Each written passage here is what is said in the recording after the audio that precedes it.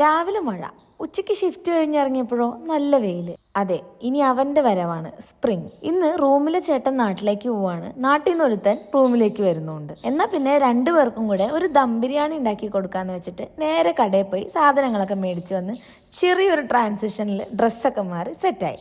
ഷടപടയെന്ന് ചിക്കനൊക്കെ മാരിനേറ്റ് ചെയ്ത് അത് വറുത്തെടുത്തു. സ്പെഷ്യലായിട്ട് വറുത്ത ചിക്കനിൽ തന്നെ നമുക്ക് ബിരിയാണി ഉണ്ടാക്കാം. ഒരു ബർണറിൽ റൈസും മറ്റേ ബർണറിൽ ഗ്രേവി സെറ്റ് ചെയ്തിട്ട് രണ്ടും കൂടെ ഒരുമിച്ച് ദമ്മിട്ടു.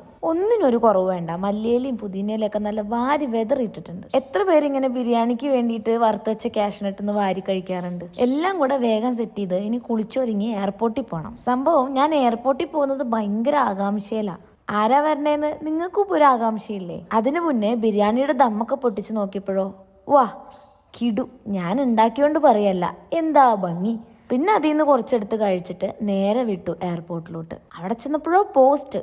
അങ്ങനെ ഒരുപാട് നേരത്തെ കാത്തിരിപ്പിന് ശേഷം ആളെത്തിയിട്ടുണ്ടേ. ആരാന്നല്ലേ? ദേ അവനെ അല്ല കേട്ടോ.